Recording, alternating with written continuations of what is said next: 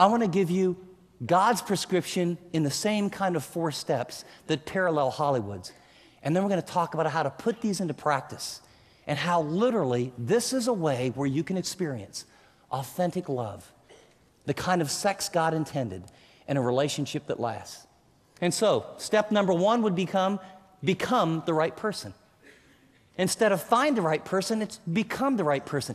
Can you imagine the shift in orientation? And you're saying, what do you mean, become the right person? I mean, mimic God. Become the kind of person that mimics God. Well, what is God like? Well, look at verse 32 of chapter 4.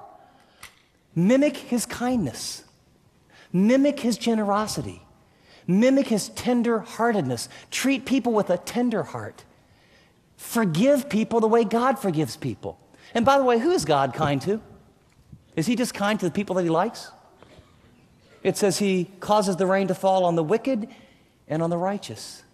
He says that who are we to love? We're to love others even as he loves us.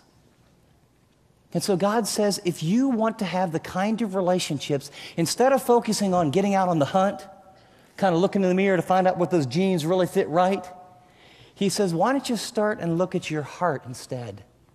Instead of focusing outward and saying, I'm going to find her, I'll find him, I'll find her, I'll find him, why don't you start with you and you become the kind of person that mimics God.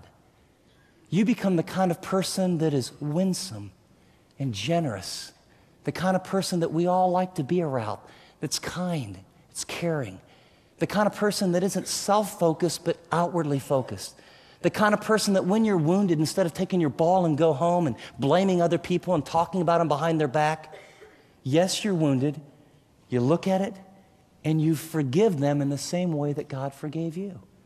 You make it your goal to become the right kind of person. Become a man or a woman of God. Become the kind of person, are you ready for this, that you'd really like to marry.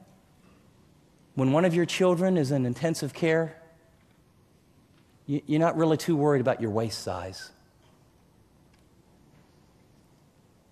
When you go through a devastating loss and one of your parents die, when you walk out of a doctor's office and they say, by the way, before you go, we ran that biopsy. It's positive.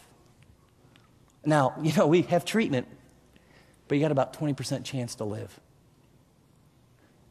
Do you want to look across to the person who walked out of that doctor's office with you and know they are loyal, they are committed, they are with you, they will stick with you the way God sticks with you? Isn't that what you want?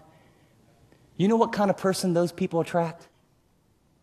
Those kind of people are looking for that same kind of person. And so if you really want the kind of relationships that will satisfy deeply, don't focus on finding the right person. Focus on becoming the right person. Second, walk in love. Walk in love, he says, what that looks like. It means you're a giver instead of a getter. Let me give you a definition for love that's been very helpful for me.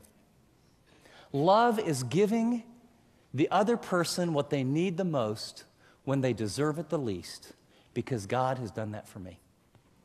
That's what it means to walk in love. Walk in love isn't you have ooey-gooey feelings. Now, by the way, we're going to talk about that later. God does give infatuation or ooey-gooey feelings and electricity for the right reasons at the right times, but we think that's love. It's not. It's infatuation. Walk in love. Walking in love is a choice. Walking in love is doing what you don't want to do because it's the right thing to do because you're committed to that person and you don't have the resources, but you choose to do it anyway, and the moment you take the step, boom, God gives you the strength. That's what it means to walk in love. Walking in love forgives the person who blew up with you with the anger. Walking in love means that you're wounded and you're hurt and you want to roll to the other side of the bed and not talk at all. And you say, we need to get this resolved before we go to bed.